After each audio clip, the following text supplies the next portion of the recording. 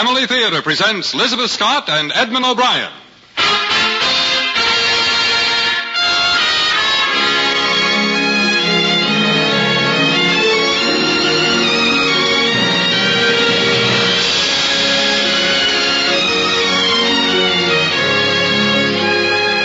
From Hollywood, the Mutual Network, in cooperation with Family Theater, brings you Edmund O'Brien, Ed Begley, and Carlton Young in The Man Without a Country. To introduce the drama, your hostess, Elizabeth Scott.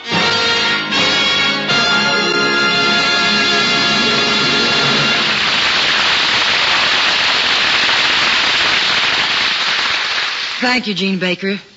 Family Theater's only purpose is to bring to everyone's attention a practice that must become an important part of our lives if we're to win peace for ourselves, peace for our families, and peace for the world. Family Theater urges you to pray. Pray together as a family.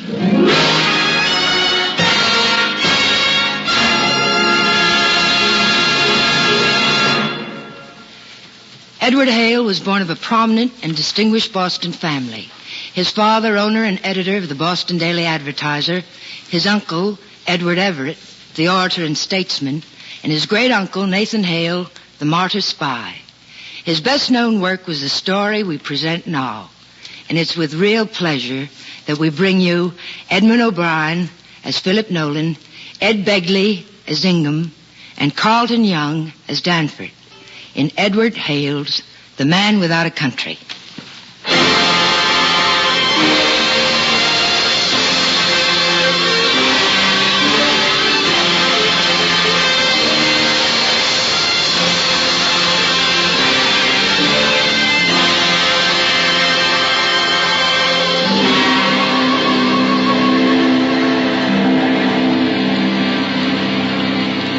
No idea when I bought my steamer ticket that you'd be aboard, Captain Ingham. What's an old Navy man like you doing aboard a ferry boat? The same thing you are, Danforth, crossing Lake Superior. You mean you're not the captain of this magnificent steamship? I'm afraid not, Danforth. I've been pretty much of a landlubber since the Navy retired me. How is everything on board the Levant? Couldn't be better. And how's old Plain Buttons? Haven't you heard? He died about 6 months ago aboard my ship. Maybe it's for the best. I have a clipping on it here somewhere, published in the New York Herald. Here it is. Nolan died on board U.S. corvette Levant. Latitude 2 degrees 11 minutes south. Longitude 131 degrees west. On the 11th day of May, Philip Nolan. Not a very impressive obituary, is it? No one cares about the death of an obscure old man. This should have read, died May 11th, the man without a country.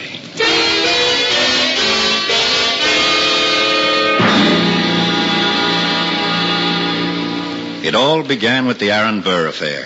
Philip Nolan was as fine a young officer as there was in the Legion of the West, as the Western Division of our Army was then called.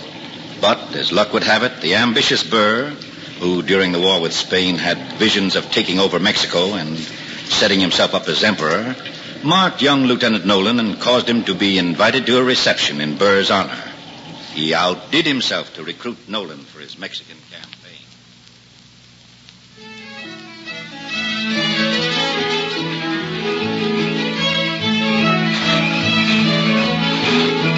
I've been keeping an eye on you, Lieutenant Nolan. I think you're just the man I've been looking for. Thank you, sir. I hope I can be of service. You can be of great service. You were brought up along the Mexican border, were you not, Lieutenant? Yes, sir. I spent all my childhood there. Good. As you might know, I have some definite ideas about Mexico and the Texas Territory. I have heard about that, sir. How would you like to become part of my organization? In what capacity, sir? I'm going to need good men to lead my expedition. You know the country. How would you like to be a colonel in my army? A colonel, sir? Think it over, Lieutenant. I have to return to Washington tomorrow, but when I come south again, we'll discuss this further. I assume that you are interested. Oh, yes, sir, I am. All you have to do, sir, is to tell me when to act. It won't be long, my boy. It won't be long. And when we act, I promise you great things. Great things, Lieutenant.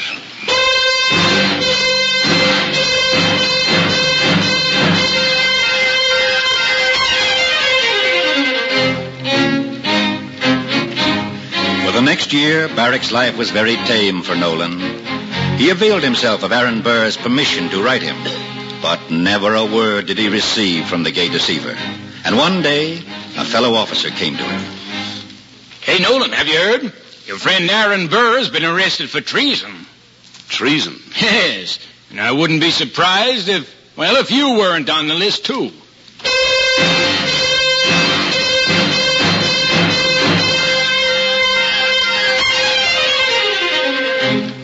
Yes, Nolan was on the list of those suspected of treason, and there was evidence enough against him. Everyone knew that he was sick of the service and would have obeyed any order to march anywhere with anyone who would follow him, as long as the order was signed by command of His Excellency Aaron Burr. So that when the axe fell, Lieutenant Nolan was one of the first to feel its sharp blade. Lieutenant Nolan, you have been found guilty of treason against the United States, whose uniform you wear and whose food you eat. Do you have anything to say to disprove treason against the United States of America? Damn the United States. What? Lieutenant Nolan, did I hear you correctly? I said damn the United States. I wish I may never hear of the United States again. Prisoner, hear the sentence of the court. Your wish is granted. The court decides, subject to the approval of the President, that you never hear the name of the United States again. Marshal of the court, you will take the prisoner to Orleans in an armed boat and deliver him to the naval commander there. Yes, sir. And Mr. Marshal, see that no one mentions the name of the United States to the prisoner while he's on board ship.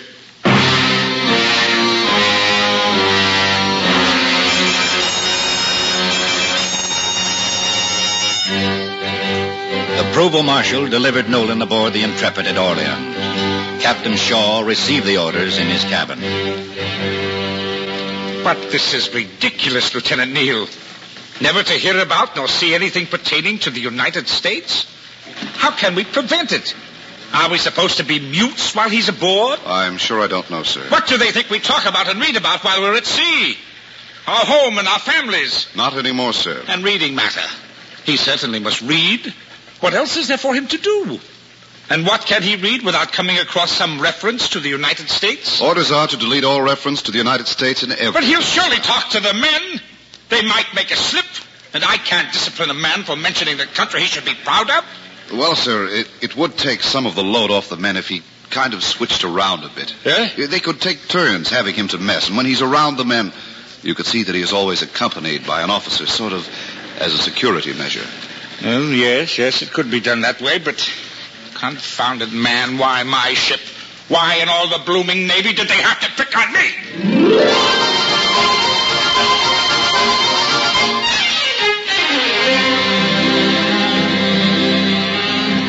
Those first few months on board the old Intrepid posed a good many problems. As you can imagine, the conversation was more than stiff, the officers groping for harmless topics.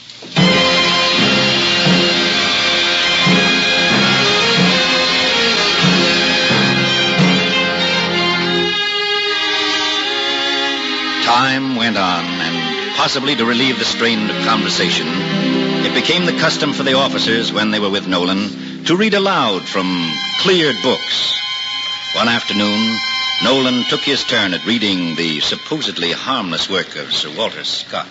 Less liked he still that scornful jeer misprized the land he loved so dear.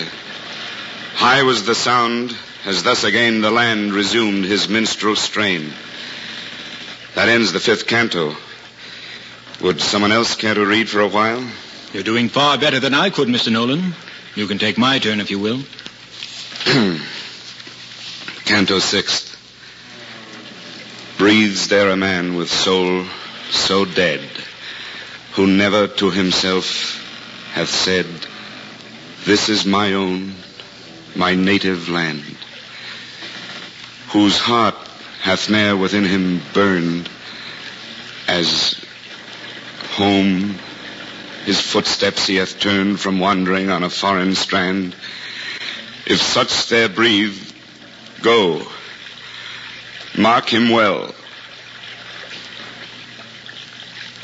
For him no minstrel raptures swell. High though his titles, proud his name, boundless his wealth as wish can claim.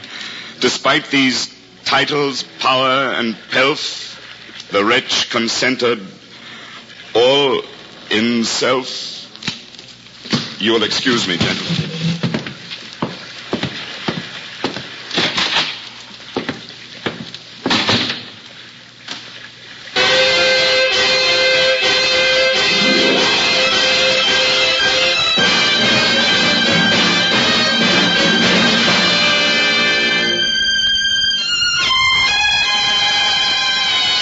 They didn't see Nolan for 2 months after that, and when they did, he was a changed man. He never entered in with the young men exactly as a companion again, and took on a shyness that was to last throughout his life. Soon after this, he was transferred to the Warren, the first of some 20 such transfers, which brought him sooner or later into half of our best vessels. Transfers which kept him from the country he hoped he might never hear of again. But it was on that second cruise that he met Mrs. Graff. The Warren had put in at the port of Naples, and a ball was arranged on board. It was agreed that Nolan could be invited as long as one of the officers stayed with him. After a while, everyone got so friendly they began to relax their guard a little. That's when he met Mrs. Graff. I beg your pardon, ma'am, but aren't you Miss Rutledge? I'm not Miss Rutledge any longer, Mr. Nolan. I am now Mrs. Graff. May I offer my felicitations, Mrs. Graff? What are you doing here in Naples? My husband had some business here. We're going to France in a few days. I've been doing a good deal of traveling myself of late. I believe we're to sail for Turkey next. Someday, perhaps I'll go there, too. It's a wonderful country. Tell me, what do you hear from home, Mrs. Graff? Home, Mr. Nolan? I thought you were the man who never wanted to hear of home again. Excuse me, Mr. Nolan.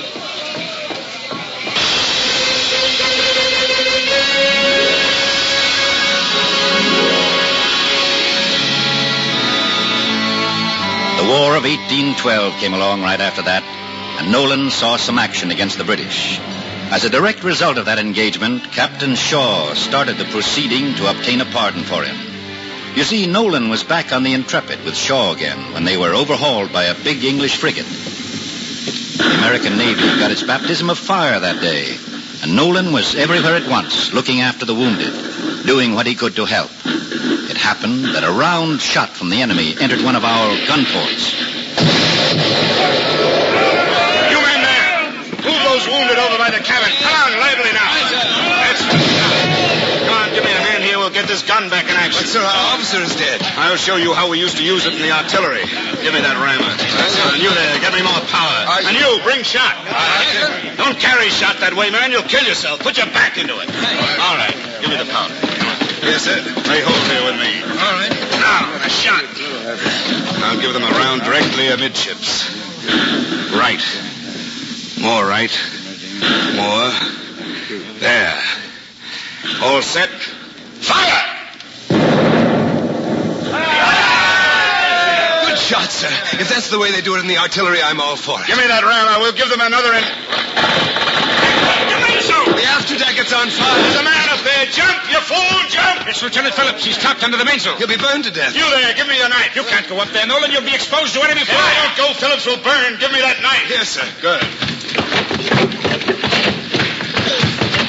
Go back, Nolan. They'll get you. No, they won't. Not with my bad luck.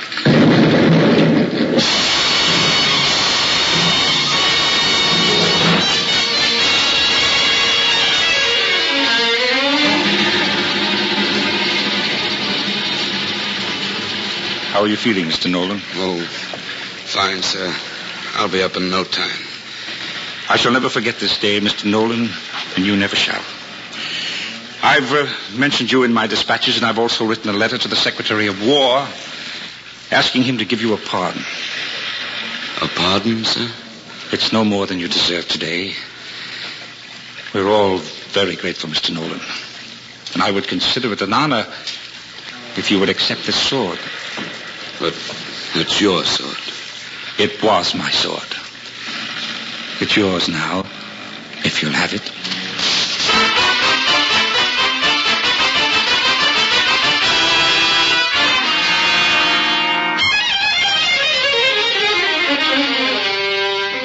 Although nothing came of that letter requesting a pardon, Nolan never gave up hope. It was about that time that headquarters in Washington began to ignore the whole transaction. And Nolan's imprisonment went on because there was nobody to stop it.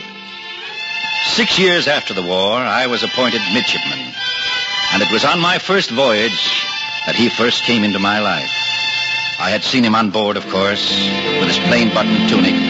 Plain because the buttons with the United States insignia had been removed.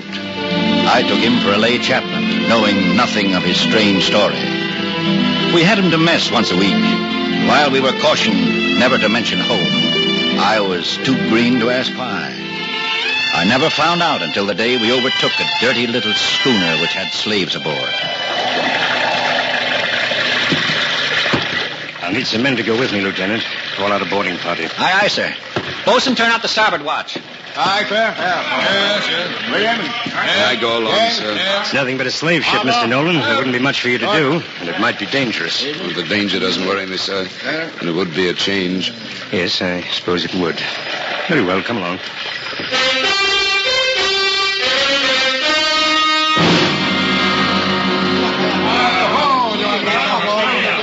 Lieutenant, strike the irons off those poor devils and put them on the slaver's crew. That should show the natives that we're on their side. Aye, aye, sir. Yeah, these slavers certainly are a cutthroat bunch. I'll be glad to get them in irons. The natives don't know what to make of it. They're almost as much afraid of us as they are of the pirates. That's bad. None of my men can speak this dialect. Perhaps I can help, sir. Do you speak this native jargon? No, sir, but I can speak a little Spanish, and crew and natives should understand Spanish. Well, it's worth a try, anyway. Yes, Ingham's coming aft. Tell them they're free and that these rascals will be hanged as soon as we can get rope enough. Have a go at it, Nolan. Yes, I'll do my best. I'm sorry, sir, but I couldn't make them understand a word. Mr. Nolan says he speaks Spanish. He's going to give it a try. What? Looks like he's found someone there now, sir. Well, they seem to understand him all right. Poor devils, I imagine it's been months since they've seen their homes and friends. And what of Mr. Nolan, sir? How long has it been since he's seen his home and his friends? Good Lord. Nolan's as white as a sheet. He must be going through the tortures of the damned. Well, here he comes, sir. They don't like it, sir. The headman says, not Palmas. Take us to our house. Take us to our women and children.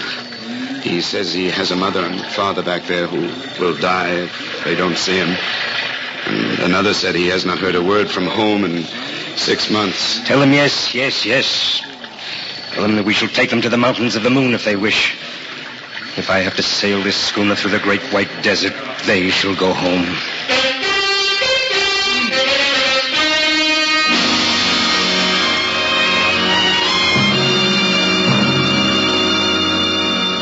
It was after mess that night that Nolan called me over to a corner of the wardroom. Youngster, come here. Yes, sir? Let what happened this afternoon show you what it is to be without a family, without a home, and without a country. And if you are ever tempted to say a word or do a thing that shall put a bar between you and your family, your home and your country, pray God in his mercy to take you that instant home to your own heaven. I shall never be tempted, sir. And as for your country, boy, and for that flag, never dream a dream but of serving her as she bids you, though the service carry you through 1,000 hells. By all that's holy, sir, I never thought of doing anything else. Oh, if someone had only said that to me when I was your age.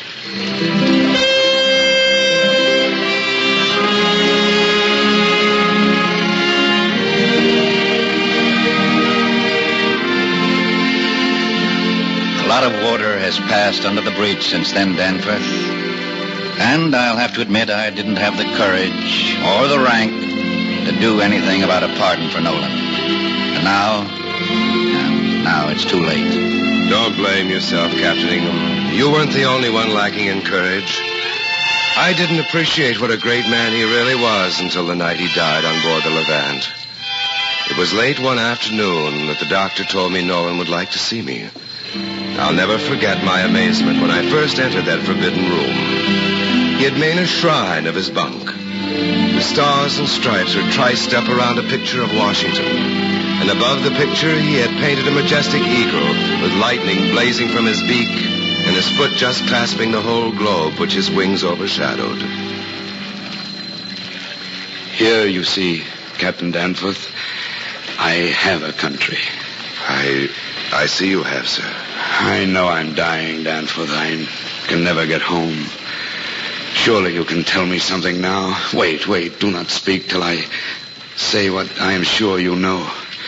That there is not on this ship, that there is not in America, God bless her, a more loyal man than I. Oh, Danforth, how like a wretched night's dream, a boy's idea of personal fame or of separate sovereignty seems, when one looks back on it after such a life as mine. But tell me something of home. Tell me anything, Danforth, before I die. Mr. Nolan, I'll tell you everything you ask about. Only, where shall I begin? Oh, God bless you, Danforth. Look, here on this flag I've drawn, I know there are 34 states, but their names. Tell me their names. The last I know is Ohio. My father lived in Kentucky, and I have guessed Michigan and Indiana and Mississippi. They make 20, but where are your other 14? You have not cut up any of the old ones, I hope. No, sir. This one is Texas. Texas. Oh, I'm glad it became part of my country. My brother died there, you know. You see, I've marked a gold cross on my map. And this is California, and here's Oregon. Oh, I rather suspected Oregon because when we put in there, I was never allowed to land. But tell me, Danforth, has anyone ever tried to serve our country as did Aaron Burr? Oh, no, sir. Everyone likes it as it is. If anyone ever does, Danforth, shoot him like a dog. There must be no more Burrs. Although God forgive him, for I'm sure I do.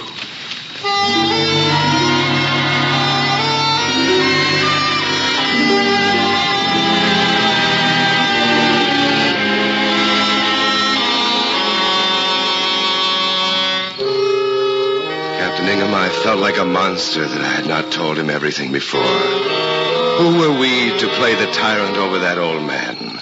But I did my best to tell him all I could about his beloved country before he died. It was a hard thing to condense the history of half a century into that talk with a sick man. I told him everything I could think of that would show the grandeur of his country and its prosperity, and how he did drink it in and enjoy it. He grew more and more silent, and yet I did not think him tired or faint. And when I had finished, he asked me to bring him the Book of Public Prayer. Just hand it to me. It will open at the right place. Thank you. Would you please kneel, Danforth? Yes, sir. For ourselves and our country, O gracious God, we thank thee, that notwithstanding our manifold transgressions of thy holy laws, thou hast continued to us thy marvelous kindness. Amen. Danforth, I have repeated those prayers night and morning for 55 years. And Danforth, look in my Bible when I'm gone. Now I must sleep.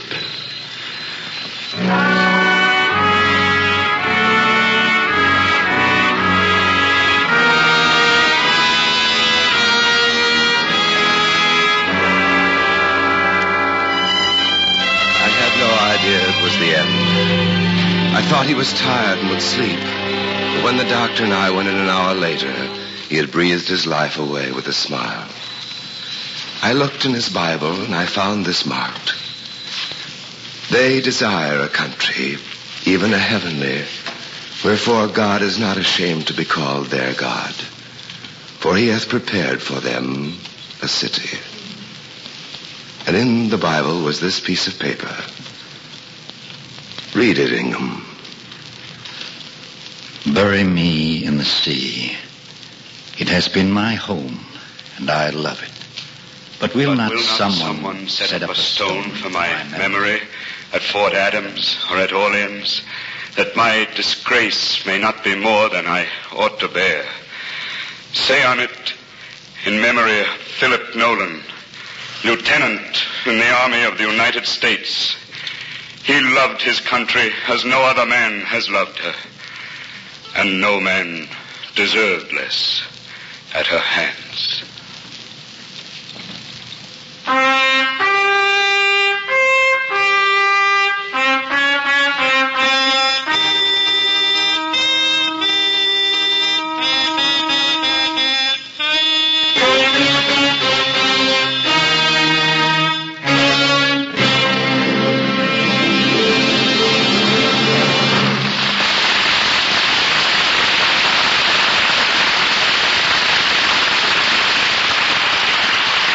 This is Elizabeth Scott again. I suppose everyone feels that his own problems are unique. We forget that others have borne even greater sorrows. We forget, too, that men and women in trouble have always found help when they turn to God in prayer. The families of yesteryear had troubles as great as ours, but they knew what to do about them. They prayed. As a family, they asked God's help every day in the year. Family prayer helped build the strong, God-fearing homes which made our nation great. Family prayer today in our homes can renew in our land the spirit and faith of those who've gone before us. And be assured, the family that prays together stays together. More things are wrought by prayer than this world dreams of.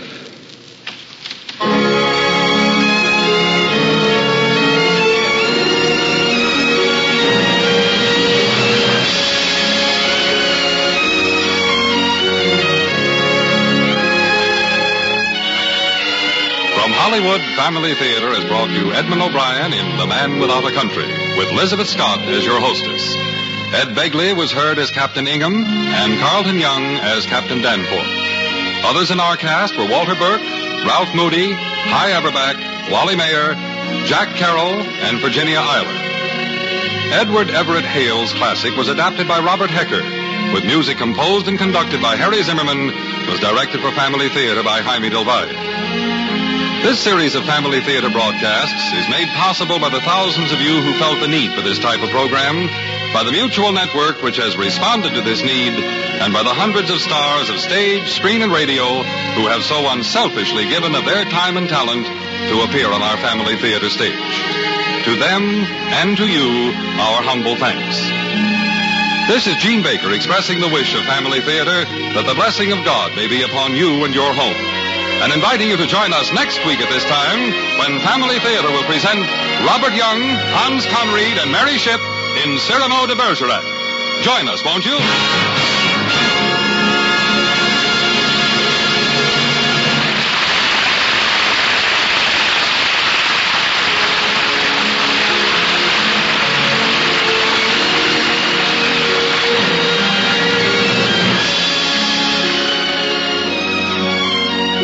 Family Theater is heard throughout the world and originates in the Hollywood studios of the world's largest network, the Mutual Broadcasting System.